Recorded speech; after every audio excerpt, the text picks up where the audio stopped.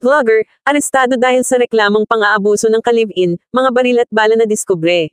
Bago tayo magpatuloy, huwag kalimutan mag-follow, mag-like, at i-share iyong aming Facebook page. At huwag din kalimutan mag-subscribe sa aming YouTube channel, ang Serbisyo Balita Live Online. Maraming salamat po.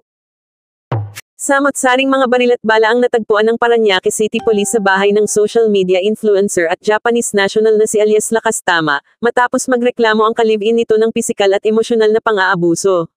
Ika-15 ng Oktubre ng alas 4:05 ng madaling araw nang magtungo ang nasabing babae sa himpilan ng pulisya, at nagsumbong na sinabihan siya umano na babarilin siya ng kanyang ka-live-in.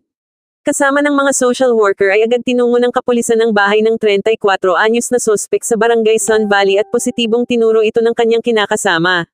Base sa investigasyon, nakuha sa pag-aari ng sospek ang isang Astra Ansete caliber 6.35 na may 7 bala, isang Ingram M11 caliber 9mm, dalawang extended magazines na may lamang 13 bala, isang 9mm caliber na pistola na may isang magazine.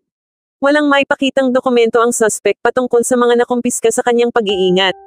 Kasong grave threat o paglabag sa RA 9262, ang Anti-Violence Against Women and Children Act of 2004, at RA 10591, o ang Comprehensive Firearms and Ammunition Regulation Act, ang inihahandang isampo laban kay alias Lakastama. Myre Makena, ang AI reporter ng Serbisyo Balita, nag-uulat para sa DZSB, ang himpilan ng katotohanan at paglilingkod.